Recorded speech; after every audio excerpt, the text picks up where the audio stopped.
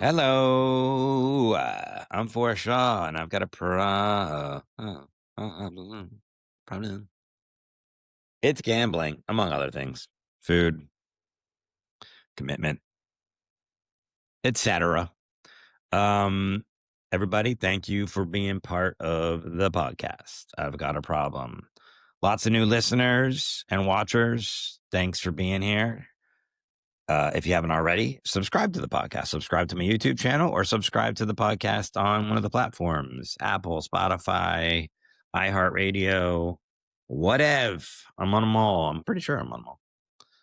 And yeah, put a comment, put some comments on YouTube, please. I'm really trying to get that going. So even if you listen, make your way on over to the YouTube channel. I've got a podcast. I've got a problem podcast, and throw some comments on there. But comment on the other stuff as well and give it a rating. All that stuff helps. If you feel like donating money to the podcast, you can do it on my website, forreststraw.net. It's on the podcast page. Not necessary. Keep your money if you need it. And also I have shows coming up on there that you can check me out on. I don't know when this particular episode's coming out, but I'm in either. Yeah, I just left Vegas. So I think I'm in Boise, Idaho this week. So if you're in Boise, come on out to the Lounge at the End of the Universe. It's going to be fun. It's a really cool club. I'm really excited to be playing there. It's my first time there, but I visited the club when I was in Boise last time. Boise is a great, cool city. And then I got a bunch of shows in Florida and in Texas. Lots of shows in Texas. Plano, Texas, which is Dallas, Austin, LaGrange, in Sarasota, Florida, all over Florida, Key West, Boca, Fort Myers, Fort Pierce, Cocoa Beach, Winter Haven, I think Orlando. I've got some shows. Islamorada, Miami. Boom. Do it up. And then that's it. If you want to call in with a question, people haven't called in a while. That's okay. I don't need you to. But 305-563-7264. That's 305 Joe Rang. If you got a question or a comment, you can email them to me as well. Forrest, what's my email? Forrest@forrestshaw.net. So feel free to send me a question or a comment. You can do it on any of the social media as well. And my guest today is Rocco Stowe. He is a friend. I've been friends with him for a long time now. I've known him, as we mentioned in the podcast. I met him when I very first started doing comedy. So I've known him that long, and he's been sober since I've known him. And he's a really interesting guy, as you'll find out in this podcast. A real don't judge a book by its cover, as you would say. I think I actually say that in the interview. Is it an interview? Is that what I'm doing? Anyways, thanks for being here. I'll see you guys on the other side. Okay. My guest today is Rocco Stowe. He is a comedian originally from Philadelphia, now lives in Los Angeles, a former Marine, and one of the first guys I ever met doing comedy. You can find him on Instagram at Rocco Comedy. That's ROCCO Comedy. There was another C there with a comedy, and I was like, wait, it's not Roccoca. Follow him on there, and thanks for being here, Rocco. What's your problem? You got it. Yeah. My problem is me, man. My Yeah. problem is me and more. I can't have one anything, man. I can't have one potato chip. I can't have one pair of sneakers, And it started like that as a kid. I rotted all my teeth out. I was the only kid in my neighborhood under 90 wearing dentures, because I rotted all my teeth out drinking milk. I was crying so much for milk, my mom kept giving it to me. I literally lost all my teeth. What? Really? Yeah. Yeah. True story. Oh. Yeah. So I was addicted to, I started off with, I guess, sugar. Huh. Sugar was it. I needed something. My mom said, I didn't know what to do with you. I've never seen anything like it. You were going so crazy. And I would put the bottle in your mouth and you would stop. And that's the only thing that stopped you. So I had like a very depressing younger, especially the jokes. George, people call me because I had false teeth. So they called me George Washington and Bobby Clark, who was a hockey player for the Flyers, who had no teeth. So that's where it started, and then it went into drinking alcohol and doing drugs by the age of 10 years old. Yep. Wait, so you have false teeth? Like, I don't I even. had false teeth. Yeah, I had no like baby teeth growing Yeah. up. So I didn't have Oh, I teeth see. till my Yeah. real teeth grew in. Holy cow. Yeah. I Uh, was about 9 or 10, and just a weird, awkward kid, man. Grew up in domestic violence, and I think I was like 8 years old by the time I was potty trained. Something crazy, you know what I mean? Just a lot of emotional disorders, psychological disorders. I was in like special ed and all that stuff, you know? yeah, that would be terrible if you weren't potty trained until you were like you would get made fun Yeah, like, yeah, it just, was wild, man. uh, Yeah. Just I didn't get the directions. Like it's like nothing sunk in, It's just like it was weird. I met you in Miami, Uh-huh. and, um, I was trying to remember the other day, but you were dating a friend of mine. That's how we met. Yeah. Yeah. Uh, Yeah, she uh, just reached out to me. yeah, she's got, like, family now and kids, Yep. right? Yep. Yeah, Yep. yeah. I haven't spoken to her in years, but you and I when I said I wanted to start doing comedy, somebody, I think she did or somebody was like, "Oh, yeah, we have a friend that does comedy," but you were already like, you knew what you were doing. It's the first about I don't know if you know this, the first open mic I ever went to, you were, like, there doing a set, and I went up after you. Yeah, I remember you had the drink. You're like drinking. You're like, oh shit. You're like, Yeah. Yeah. And Yeah. and I you was went like, up you'll be there, fine. you killed because you had already been doing comedy, like, you weren't, like, learning how to do comedy, you had Right. doing it, yeah. Right. Yeah, and I Well, remember that was, like, you that gave me was some awesome. words of encouragement, but I don't remember what it was, but I was like, "These are hollow to me right now." Like, I'm just, like, I don't know what I'm doing, you know? Yeah, because Um, I'd already been. I started with Kevin Hart and Jay Okerson and Kurt Metzger and Joe DeRosa. So those were the guys I was like used to being around. So it right. was like just a good pedigree, and so I did have a lot of just on stage experience because I was just drinking and getting on stage when I was using. Comedy allowed me to drink as much as I want and do as much as drugs, and I just had to go on stage for what 20 minutes. That was awesome. And then you just write stuff while you're high. That's what I was gonna ask because I have only known you sober, I don't Yeah. so when you started comedy, you were drinking and Oh yeah, I was drinking my ass off. Yeah, I would have never started this career sober. No yeah, way. yeah, because you mentioned me drinking too, and I've never, I drank a lot when I started comedy because I was nervous, but I Yeah. didn't drinking wasn't my thing, like, I wasn't like I had to drink. I just was the drinking and comedy started to go hand in hand for me because I'd never been on stage, I'd never performed, and in my brain, I was like, "Well, if I have a drink, I'll calm down and stuff." So then, I would say the first 2 years of comedy, I was drinking, and then I just decided, I was like, I don't wanna if I wanna take this seriously, I gotta stop drinking because it's Right. a job, So I just stopped doing that, and Expensive too.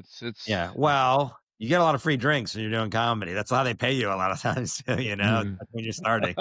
Yeah, but but, Not me, man. They would give me one free drink and then charge me. yeah, So I was well, like, man, this is getting expensive. I wasn't an alcoholic, so it was different. I would I would have, like, a drink before I would go on and maybe a drink after, but I wasn't like, "I'm gonna have 7 or 8 through the course of the night," so That's funny because like I had all these crazy things happen to me. Like I was stabbed in the neck. I was in drug deals that went bad. I had been beaten to death almost 3 times, and the thing that really got me thinking about stopping drinking was I was doing a gig. I was getting $75 and my bar tab was 72. yeah. And I'm like, man, I just made $3 doing comedy. I'm never gonna make it. Like I might want to switch to crack because it's cheaper. That was my solution. Switch to crack Yeah, because not you even can by get a the big time you rock tip club. them.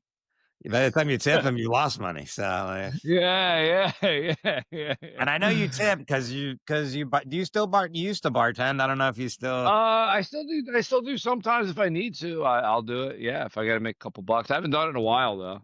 'Cause I had thought and when I met you too, I was gambling. I had not stopped gambling yet, that was not I it was, like, right around the time I started comedy. So I didn't maybe even you're know you right. gambled, man. I didn't know you Ye gambled. That's you know, crazy. it was right after I started doing comedy that I stopped gambling the first time for, my longest stretch when I was clean for, like, about, 14 years. Mm. And then I went back out. Famously, I've talked about it on this podcast, people know, but I'm just letting you know, like, I've gone in and out since then, and then this is part of, like, my time now where I'm just like, same thing, I just lost a lot of weight too. I'm like, I'm getting too old to be Those the fat old recre people, man. Just recurring the yeah, exactly.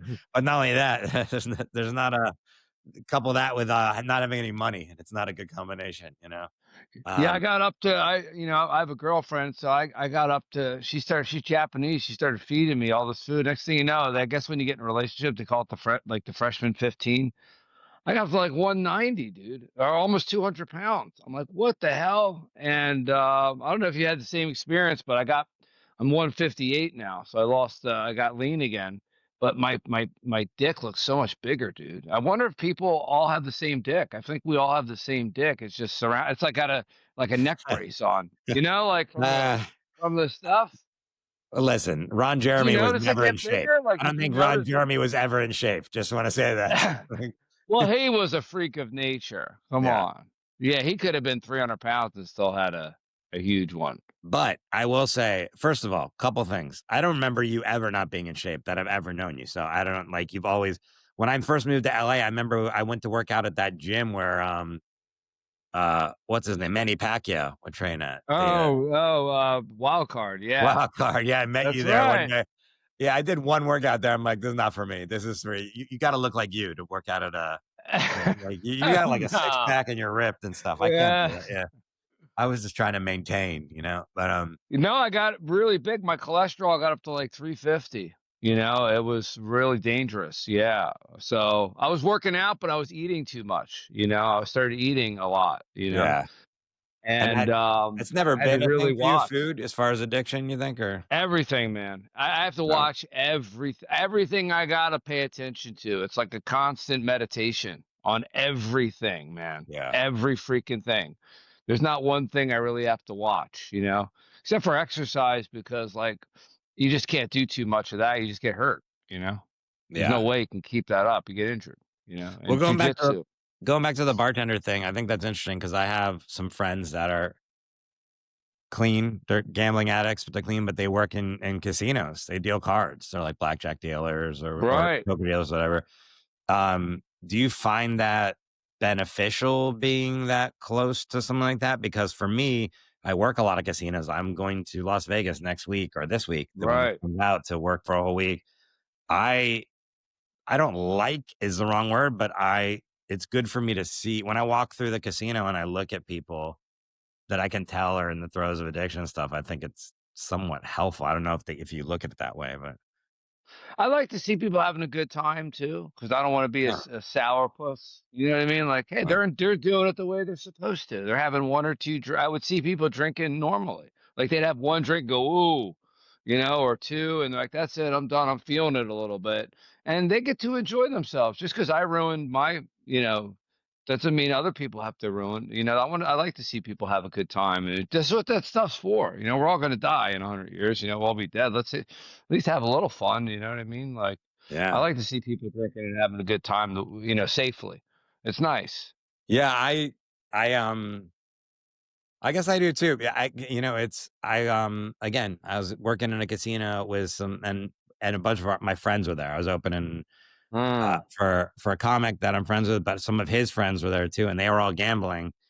And I like just sat there with a little Diet Coke. I wasn't drinking much that week, and I just sat there and watched them gamble, and I was amazed how much fun.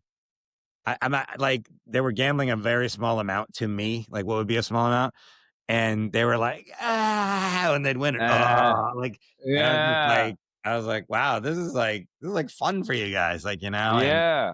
and it was interesting to watch that. So I guess you're right. Like where I was like, "Oh, you guys have joy with this. This is like not how I look Yeah, I at don't it." want to be a sourpuss. I have friends of mine go, "Oh, I'm so glad I'm not drinking because these people are idiots and they're falling all over the place." I'm like, that's not a good attitude to have because you were that person. You know what I mean? It's Yeah. like you don't even have any compassion towards people that are going through what you're through. It's like you're speaking from this moral hilltop. It's like you were right there, 2 months ago or whatever. So that's how I look at it. Yeah, I think that's healthy way to look at it because people that are upset about it, I think that it occurred, like someone can drink like that I think is like a bad sign for your own self. Yeah, yeah. Yeah, I had tons of fun drinking. Why can't you have tons? I had more fun for 50 lifetimes drinking. You know what I yeah, mean? yeah. So you get to enjoy it now.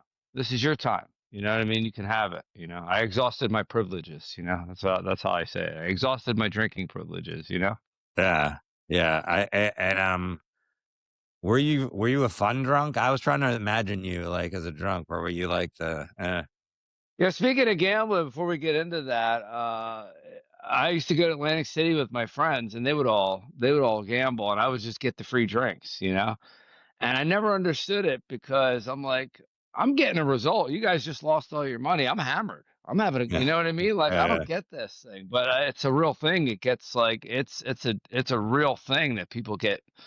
It sparks this phenomenon of craving, just like drinking. Yeah, it's the It's action. that. It's the action. Yeah. Yeah. Did you The see The action. Gambler with Mark Wahlberg? I was Yeah, gonna call him Marky you don't. Mark. Yeah, yeah, yeah. You don't have to ask me if I've seen a gambling movie. I've watched them all. I've You watched all the saw ones it? you know and the ones you don't know. Yeah, I totally get it when he wins and he just keeps playing until he loses on purpose. the beginning of that movie. Yeah, exactly. Yeah, because it's not about winning or losing when you're gambling at it. It's just about sustaining the gambling. So the Yeah. wins are good in the sense that you have more money to gamble with, and that's your vodka, that's your cocaine. That you can keep. But the beginning of that movie to me has this. I had the same feeling as Uncut Gems, which Uncut Gems to me is like one of the all-time gambling movies where triggering wise, where you're just like, that's how it feels, like the way that movie is. The I gotta beginning of watch The that. Gambler, yeah, it's I great gotta if you see haven't seen it. that. The beginning of The Gambler with Mark Wahlberg has that same where I'm just like, yeah, this is real. Like this is a And he's an real intelligent guy like you. He's like a professor or something, and yeah, he has this but that's why I don't gamble because I know that I'll get addicted to it. Because yeah. that's my personality. I'll get addicted to anything. Anything that that gives me any kind of rush that it like I'll, you know. So you As were, far as I would imagine you were a fun drunk, not a mean drunk, though. That's what I was always imagining. I was a good drunk. I just things weren't getting done. Oh no, not to we yourself. I mean to other people. To yourself is yeah, terrible. Yeah. yeah, no, I was fun too, and I was also kind of the kind of drunk too, where like I was the best thing ever for like 3 days. People would like stay at my house, and then they're like, "Get this guy fucking away from me, get him away." I was too much, too much. I was a ball breaker too, so like the ball breaking got like Uh, really upset people, and I would just keep going. yeah, because my experience with you overall, because it's been sober, has been positive experiences. Yeah, When I started comedy, you used to run that show in the Delano basement. Delano. yeah, Um, I don't know if that was a weekly or a monthly, but it was it was a trip, that show. Um, yeah. I don't Oh know if yeah, I remember that. You bring me back, man. you didn't remember that show, or do you Who were you friends with that I dated? Was it Janelle or was it Crystal? Crystal? Yeah, that's it. Yeah. Okay, because those were the two I couldn't remember. Yeah, yeah. So I don't know if That's that's who you right. caught up with recently, but Yeah, that's who no, I that's got. it. That's who hit me up. I talked to both of them. Yeah. So that's interesting. But she worked at the Delano, Janelle. That's why I was like, No, yeah, it was just I was doing comedy by that point, like, not full time, but it was like took over my life. So I remember you doing that show. And so I would do that show quite often. I remember that Freddie Stebbins was there one time and he was doing one of his characters. It might have been Walter Mercado, which was like the psychic that he would do. And yeah. and then Joaquin Phoenix was there. Do you remember this? Like the I think I do. I know he was there for a while. He was trying to be a rapper. Yeah, he was like He had the beard, that was right? He when they had the were big following him beard. around for that documentary or something like that. Yeah. And he came in there and I remember as that character, uh, Freddie was like interrogating him, like, "Oh, you're Right, River right. Phoenix's brother. You look like River Phoenix's brother." Which I was like, I don't know if that Yeah. was the right line to use at all, man. But yeah. Yeah, that was cool. So anything you're an addict to. So that's the question I have. Do you think,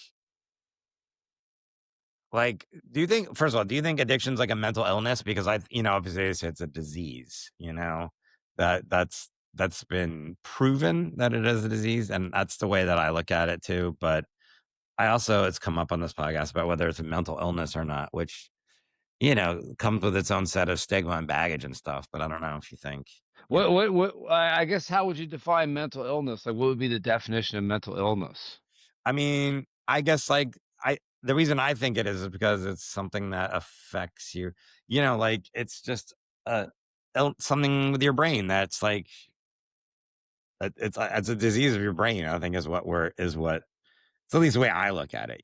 So Yeah, well, the way they describe it, well, in my neck of the woods, is you have a physical allergy coupled with a mental obsession.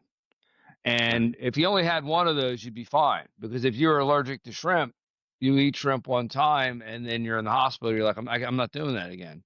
But something happens with my addiction to drugs and alcohol where it'll be like, well, you haven't had shrimp in 90 days.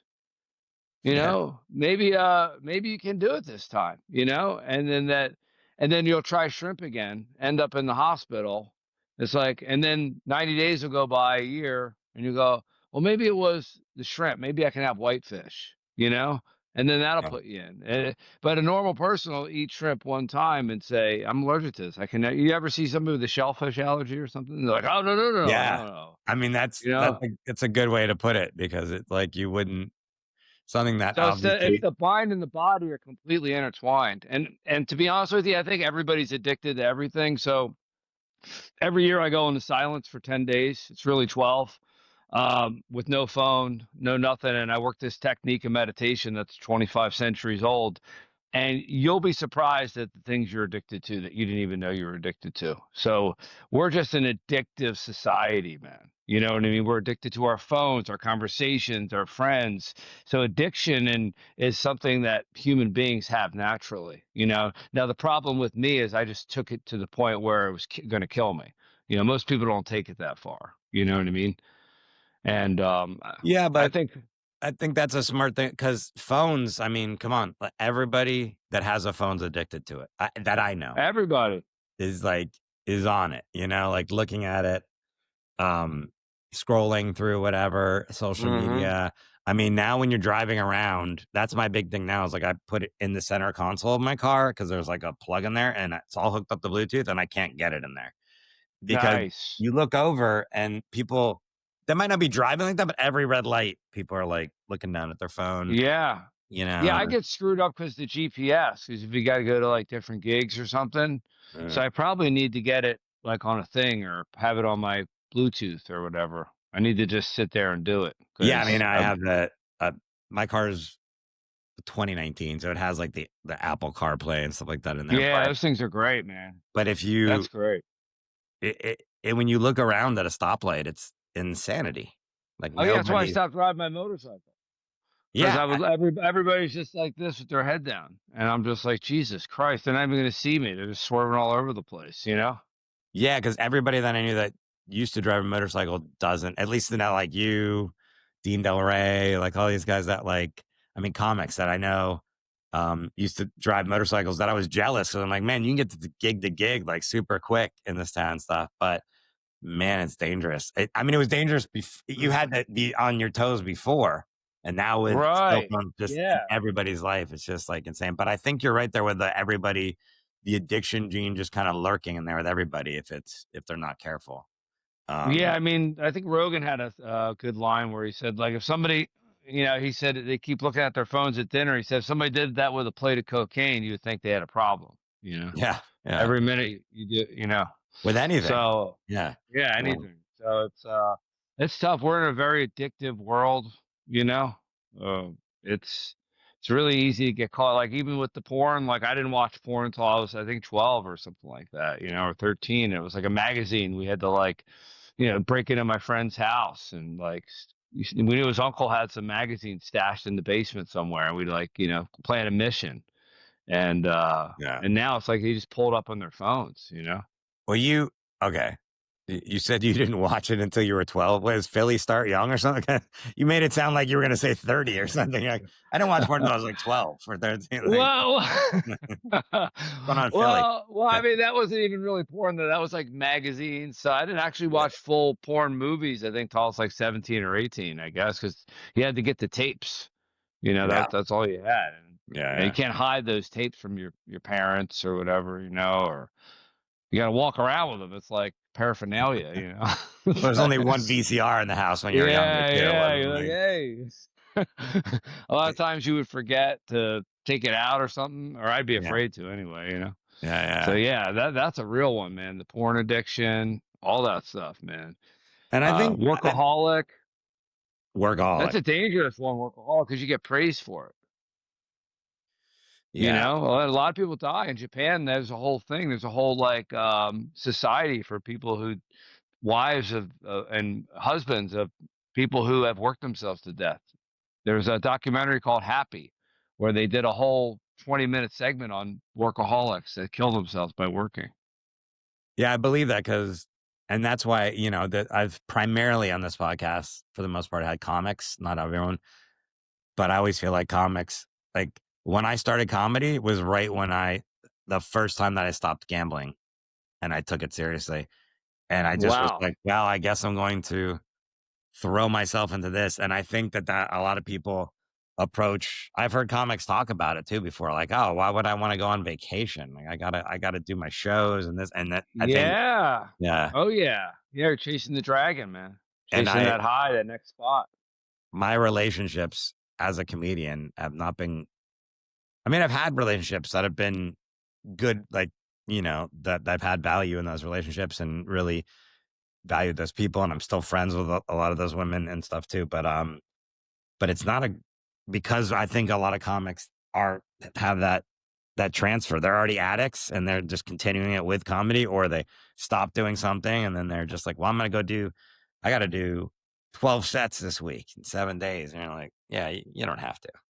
Like, yeah, like, like that's what they'll tell you if you want to be like, that's always that argument with New York and LA. It's like in New York, you could do like 2, 3 sets a night, every night a week. I'm like, yeah, I don't know if that's healthy to do that. Like Yeah, I don't even know if that's true. Like when I lived in New York for 7 years, you could do that many sets. Were they real good sets, or are they talking about mics, open mics? Because yeah, the people that are doing those sets, there's like probably 15 people that get those spots, yeah, and I could name them off the top of my head right now, and it's just it's not like everybody just goes there and does 5 spots a night. That's just yeah, they're yeah, full true. of it.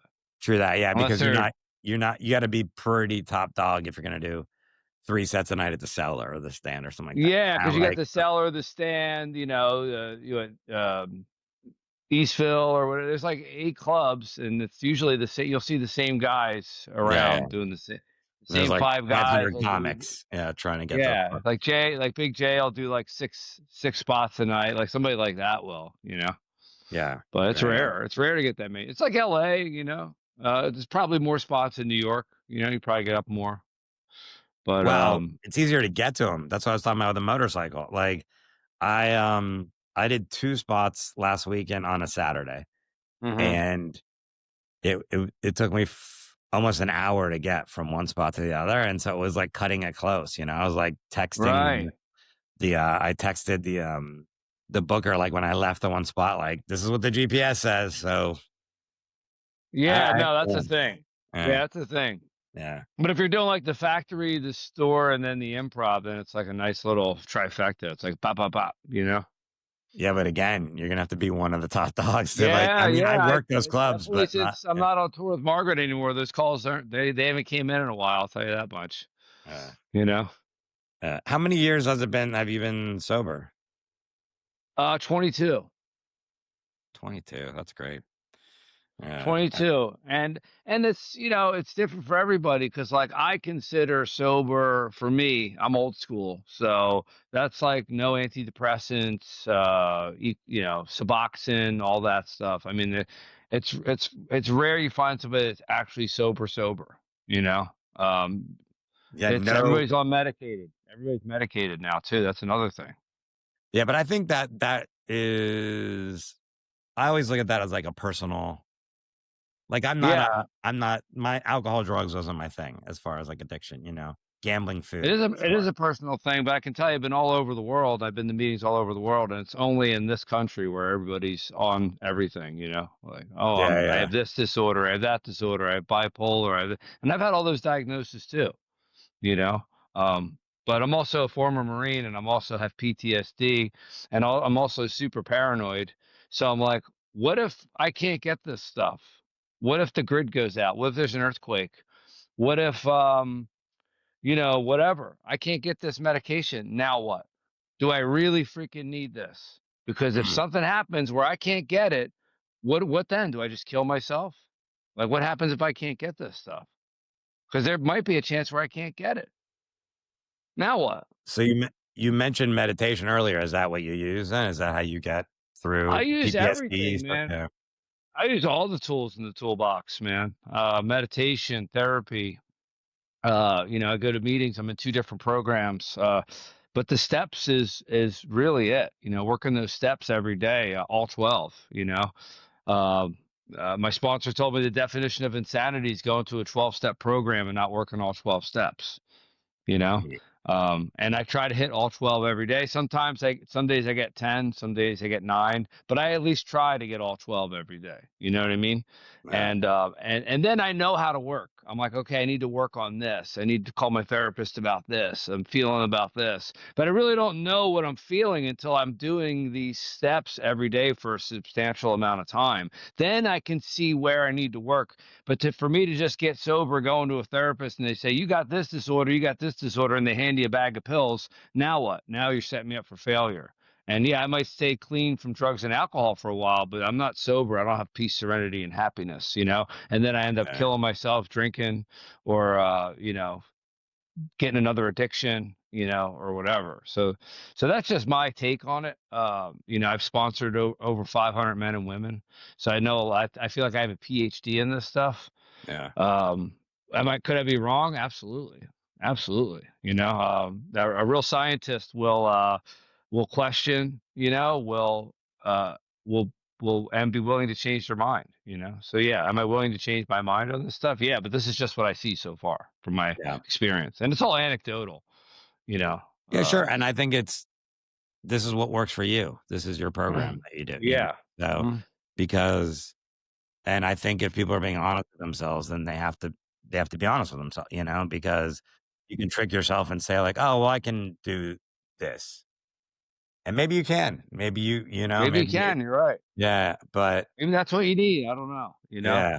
But And yoga, you do a lot of yoga, I just remembered now too. I do yoga, I meditate. That's what happens when you don't take these medications is you have to it forces you to get more healthy, because the mind will always take the path of least resistance, it'll always take the easier way. Oh, I have this. Whew, I finally figured it out.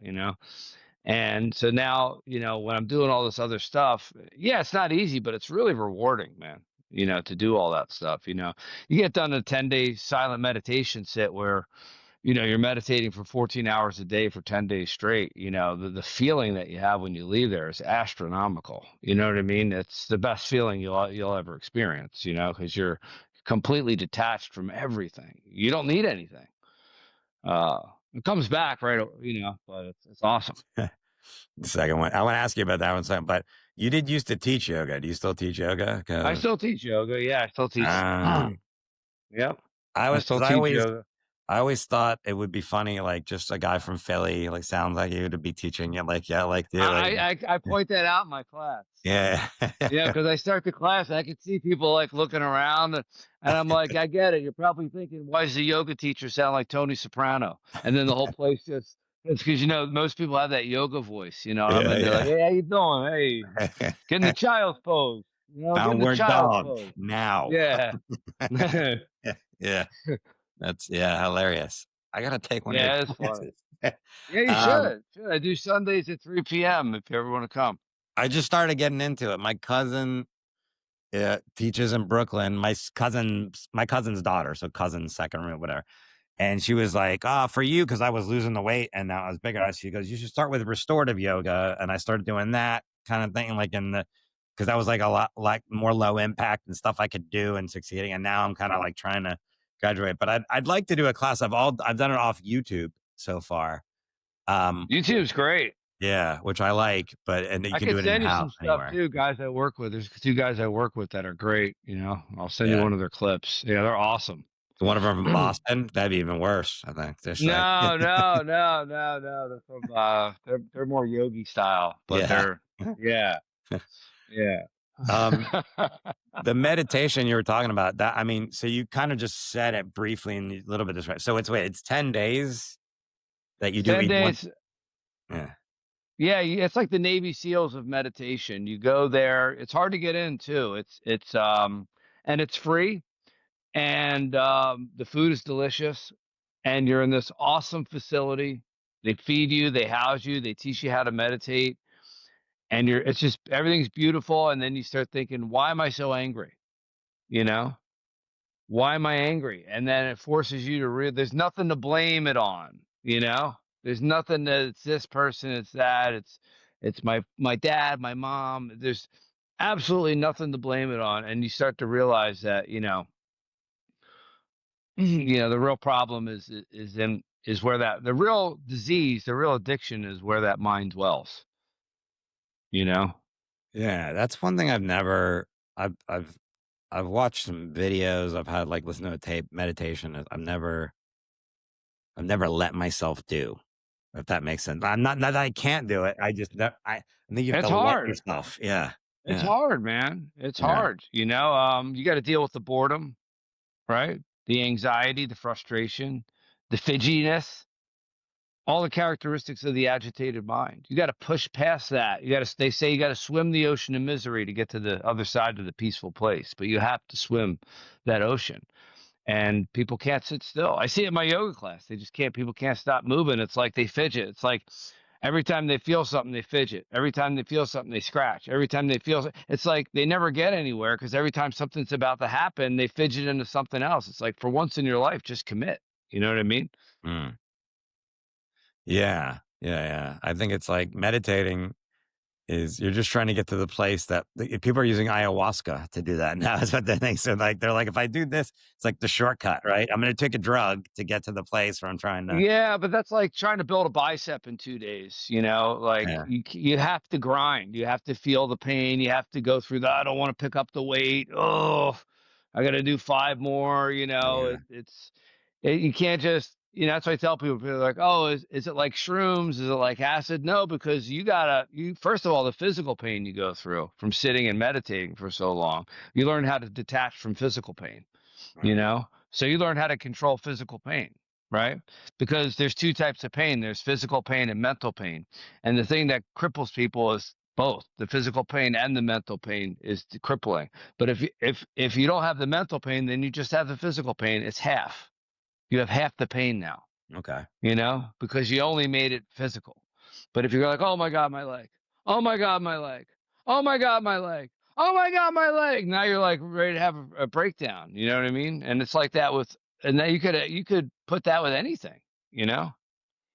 It's a great wisdom, Like when people say, I can't believe this is happening to me. If you're really walking the path, of liberation, you'll say, this is happening to me. This is actually happening to me. Yeah. Okay, now what? I just itched my nose and I thought you were going to judge me. I have to do it again. So I'm like, Yeah, I mean, if it's crazy. Like, what if you sat a little longer than you wanted to, without fidgeting or touching or scratching? What would that feel like? What would that look like? I don't know. There's a whole world in there. I can't even do it on a plane. I always have to Yeah, get there's a up whole and world in there. yeah, you shift in your seat. That that's what Yeah. yoga is. Yoga, the goal of yoga is chitta vritta nirodha, the cessation of fluctuation of my mind. That's the goal. The physical asanas are a method to the focus. The focus is the yoga. But in the West, we turned it into Eastern calisthenics. You're such an interesting guy because if like the book for a cover kind of thing would fit you, like I'm sure because you don't even people can't even see that are watching this. Like you got all these tattoos and stuff too. You're from the Philly, this and then you just I don't even you just spit out the 5 pillars of wisdom shit's coming out. Yeah, well, it's like jujitsu. I train jujitsu. It's like this guy who looks like a plumber, his ass cracks hanging out. You know what I mean? Yeah, He's got yeah. he's missing his hair, and he's got, and next thing you know, he's doing all this crazy stuff on you. We're so apt to like just look at somebody and say this is what it is, instead of You Yeah. know, it's that judgment, When did you start, like, meditation? Was that, like, in conjunction with when you stopped drinking, drugs, all that? Or was it, like, some well, the 11th step is prayer and meditation in a 12-step program. Prayer and meditation, which is funny because I remember my sponsor would say, "Hey, how's your 11th step coming?" I'm like, "It's good." I go on Thursday, I pray. On Friday, I meditate. On Saturday, I pray. He goes, "No, no, it's not prayer or meditation, because I'm an alcoholic, so I don't hear Yeah. things. So I miss things. They get like little snippets, It's prayer and meditation." So he said, every night, like brushing your teeth, and this is good for anybody to hear, just do 30 breaths every night. You have to do it. It's not a non-negotiable. It's like it's not a choice. It's a lifestyle, like brushing your teeth. I have to do 30 breaths every night. That's it. 30 breaths. And doing that 30 breaths, after about 7 or 8 months, your breath rate slows down so much. Next thing you know, you're like 8 or 9 minutes in, and you're like, oh, wow, I've been doing this for a while. I'm starting to get this a little bit. And then when you start to do that, like it's that old saying, when the student's ready, the teacher will appear. People will come over to you. Like, guys, weird things started to happen. Like, people, hey, one guy grabbed me. He's like, "Hey, you want to learn how to meditate a little better?" I'm like, "Sure." And he took me in his car, and we're sitting there in his car. I thought he was going to do some gay stuff to me, but he didn't. He's like, he started showing me different techniques, and like things just start to happen. You just start, just from that consistency. There's nothing more important than consistency. Like things just started coming to me, like, "Hey, go here, try this, do that. Yeah. And Yeah. then it started to blossom into this whole other thing. And then I was running marathons. I ran my first marathon in Miami, and then I was going through a lot of physical pain. That's when I started the physical yoga, and that led me into the actual mental yoga and the spiritual aspects of yoga. You know, So 30 breaths, that's like the beginner step of it, huh? Because and we're when you all say 30 beginners. when you say 30 breaths, you mean just being conscious of your own breath, like thinking Yeah, about just it. watch your breath coming out of your nostrils. Try to Mm. focus on the nostrils. Try to watch the breath coming in, the breath coming out, and watch it. And your mind's going to drift, and then you're going to pull up. You go, "Oh, man, what kind of mind do I have? 2 breaths and I'm gone. I'm already like, Ah, I'm yeah, already you in. I'm start thinking already in about Christmas. I'm already in Christmas. oh, And then yeah, you like, that would be tough. I didn't even get that part. I was just like, "Yeah, I'll concentrate on my breath, and I'll also think about what I'm doing tomorrow," but you're not supposed to do that. You're supposed to just you can just know that you got to pull it back. Just yeah, know that that's yeah, what's going to happen, and then you pull it back to the breath, and it's going to go. You call back, back. yeah, There's a saying in recovery: keep coming back to the breath, keep coming back to awareness, keep coming back to taking care of yourself. That's what we're doing. This is self care. yeah, That's what self care is. People think self care is going to brunch, getting mimosas, and getting a foot rub, and those are good things. But self care is actually paying attention to your feelings and yeah, observing your feelings, not learning not to react, learning how to act, not to attach yourself to a feeling. Oh, this is good, but you know what? This will change. This is bad. Guess what? This will change. This will also change. This will change. And that's the wisdom you'll start to generate from just watching the breath. Everything changes. yeah. I would go prayer or meditation because that's like one of the things that people say turns them off, like with 12-step programs is like, oh, religious component. I'm like, I'm not religious at all, and I didn't find a problem with that at all. You know what I'm saying? Like that was Yeah, I mean, it's not like you're going. I mean, you've been to church, right? You've been to. yeah, yeah, yeah. Have I you mean, been, I've been did you ever walk into a meeting and think this is church? yeah, no, no, never, never. When do you get to talk a lot at church? Like, you don't get to, like, you just sit there. It's I've like, never ever been felt that way at all in a meeting where I'm just like, yeah. oh, yeah, We had or a guy, Lenny, drinking the hand sanitizer in our home group. It's like, I'm pretty sure this isn't church. yeah, yeah, You know what I mean? It's like, oh, yeah. yeah, but I get it. It's people want to look for a way out. It's It's funny because I was looking. I wanted to find a meeting in a certain area, so I went to the GA website.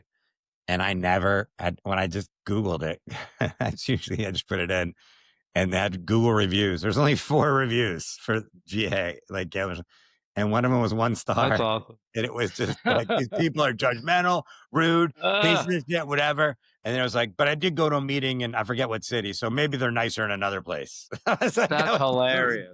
It's like one time, like, It's "I a think you free gotta work it meeting, out." right? It's free. It's a free meeting. It's you're not Yeah, paying to be there, and they're gonna complain. That's but I hilarious. was like, "I think you kinda worked out your problems And this, yeah, in this review that you did." Oh, yeah. here we People go. want to be heard. I guess they want to be Yeah. heard. Yeah, I was that's like, good. I didn't even know you could review 12 That's funny. I'm working in another program, and one of the concepts is the minorities have a vote, which means if there's one person complaining, you actually pay attention to that person. You don't, but you don't make it all about them either. Right. It's like, okay, we'll do what you said for you know 10 minutes of the meeting, but then the rest of the meeting is going to go to the rest of the groups, and so the majority. But we hear you and we care Yeah, about you. yeah, You yeah. know, we'll make this one minor adjustment because maybe you're speaking for more people. Who knows? Yeah. But I and thought you were I going in apply that. a different direction because I thought you said the minorities. I was like, "All right." No, that's got a bad. Yeah, when you say things like that, it always turns racial. But no, a minority, it means I know what you mean. But at the not the beginning when not you said majority. it, we're in this other Yeah, group. Yeah. yeah. Yeah, it didn't sound good. But that is one of the concepts. You can look it up. In Al-Anon is the minority. It's the fifth concept, I believe. The minority has a vote. So, and now I apply that to my yoga class because it's like somebody comes up to me and says, turn the fans on. I'm hot, but the rest of the people want the fans off. So now it's like, all right, we'll put the fans on for 5 minutes and then Mm. we'll turn them back off again. So now you're happy, and then the rest of the people, it's not too much for the other people up. So that's the concept of it. I hope people don't think that's the, they don't think it's something else. No, no, no, no, no, no. Yeah. Once you explained it, I was like, "Okay." It was just that brief second where I was like, "Hmm." Oh, yeah, yeah, yeah. You're like, oh, shit. We want the same wages. All right. I Let's know. go. I actually wanted to bring that up in the meeting, how I was working this concept and how much it's been helping me in my day to day life. And I was afraid to because of that reason, actually. you Mm, know? yeah, So I didn't bring it up. no. All right. I have 8 questions I ask my guests. 8 lucky questions. So we're gonna do these now. Let me ask you the first one here. What's a small thing someone did that helped you more than they know?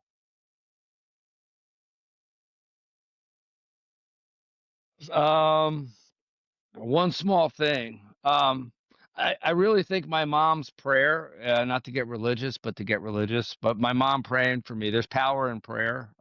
Prayer is doesn't mean you believe in anything or you're worshiping a God or anything. It's a changing of the heart. It's an intention. And I believe that we skimp on that as a society. Like, I think there's so much power in prayer. It's just, you can't see it.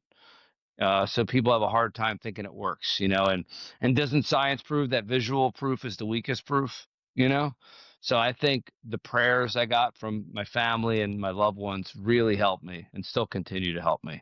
And it's little, it sounds ridiculous, but I really feel it. I can feel the vibrations. I don't think anything's ridiculous if you think it helps you, you know? Hmm. So that's what I would say to that. Like, there's no wrong answers here in this podcast ever. And I think it goes back to what we said is like whatever you think helps you so that you aren't fucked up or high or drunk and you're living your life in a positive, healthy way, then that's an important thing, you know? And I'd say one more thing to add to that that's more tangible is I remember when I was first sober, I was going through so much depression and anxiety and frustration, and I, you know, suicidal. And I would tell my sponsor, and he would say, "It's good that you're feeling like this. It's coming out of you." And it was just such a different perspective I had. Mm. Like, oh, it's coming out. This is how you're supposed to feel. It's like something coming out of, like a splinter coming out. It's going to hurt Yeah. a little bit. So that was also a big wisdom. Yeah. I like that too. Listen, when you vomit, you feel terrible. And then Yeah, you immediately feel after, you're like, better. that was good. Yeah. Yeah. Yeah. Uh, Yeah, that's good. unless you have food poisoning, then you got to vomit a lot. But No, then you're doing all kinds of stuff. You know, all kind closest I felt to death was food poisoning, Yeah. you know? Have you ever had Um, that? yeah. Food poisoning? Food poisoning, yeah, I got it. Man, I've had it many times, not many times. I've had it several times, but the last real you've ate at some real dodgy places. Now, Yeah. I don't wanna get them in trouble, so I'm not gonna say the name of them, but at the beginning of COVID, one of the comedy clubs, not that they would get in trouble, but just one of the comedy clubs was really nice and said, "Hey, we're not doing any shows, so we have all this food, so come pick up, like, a care package for comics," like, and it Uh-uh. had, like, I forget everything that was in there, but it was like chicken, this, that, whatever, but they had Uh-uh. guacamole.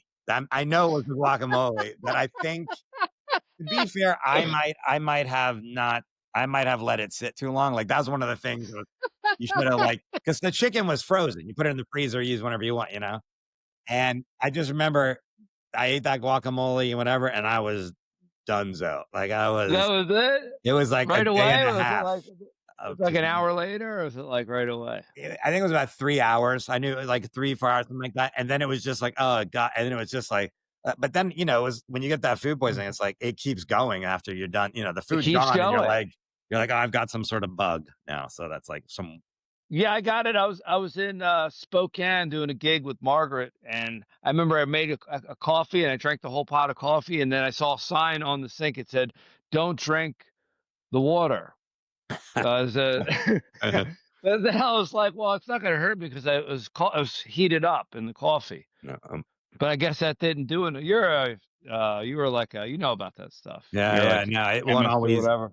you have to boil it for a certain amount of time. 20 minutes or so, Yeah, right? yeah, yeah, so you could get it hot enough for coffee, but not necessarily boiling over that time. Yeah, so you could Bro, still get it in coffee. if somebody put a gun to my head, I probably would have let them shoot me. You know, that's how Yeah, bad it jeez, was. yeah, You that's know, I terrible, yeah. mean, it was so much pain, man. But yeah, moving on. Sorry about I that. like Went that off you on a took the tangent. risk. You're like, "I saw the sign, but we'll just, we'll do it." I Yeah. didn't see the sign till after. Oh, I didn't see the after, sign. okay. Yeah, yeah. I finished the last cup of coffee. I was like, that was good coffee. And I Yeah. look up, and it was a big like sign on the sink. I was like, how did I not see this? And that's what I'm telling you about with my addiction. It's like, and I missed the directions to everything. You'll hear that with a lot of addicts. We felt like we didn't get the directions to life. You know. Yeah, yeah. What song best describes your addiction? Probably the Rocky song played backwards. Is there a message from the devil in there? It's all the scenes that you don't want to see, you know? Yeah. Trying so they say trying hard now, and it's like, "No, you're not trying at all." Yeah, yeah. Yeah. Don't even try. Don't even try. It's not even worth I it. love Don't they leave had the a house. silly answer for it too, so that's good. What's the dumbest excuse you've ever told yourself to justify your addiction? Well, the one thing I got a DUI, and I said, well, this is what happens. This is what happens when you ride a car drunk and you don't have on an eye patch. You know what I mean? Because if I was going like this, Oh, but if I yeah. had an eye patch on, Yeah. I would, you know what I mean? I would have had two hands on the wheel, and I wouldn't have got pulled over, So, or I yeah. wouldn't have, I crashed the car too, because I needed to wear an eye patch. Like that was so stupid that I thought I could drink and not wear an eye patch while driving. You know So if you that weren't wearing an eye patch, you would have been driving I perfectly would have been normal. fine. I Yeah. crashed a car, and then I got a DUI. And if I would have had both hands on the wheel, and I would have had that eye patch on, I would have assault double. And I really Yeah. believe that. I thought That's that was pretty like, smart. I don't know if it's that du yeah. yeah, because Yeah. if you're like this, it's dangerous. You know, Yeah. this is dangerous. You know, this is not. You know, but if you want, you know, Yeah. What do you think is the worst addiction? I think the worst in boxing, they say the punch that you don't see is the one that hurts you the most. So I think the addictions that people don't know they have, like workaholic and food. Food is actually praised. Praised now. You're praised for food. It's a food-driven society. There's food on Instagram. There's food this, and then workaholic too, man. And they got kind of go hand in hand, you know. Yeah. Yeah. So I think it's the addictions that you don't know you have. Yeah, I like that. What one word would you use to describe your addiction? Um,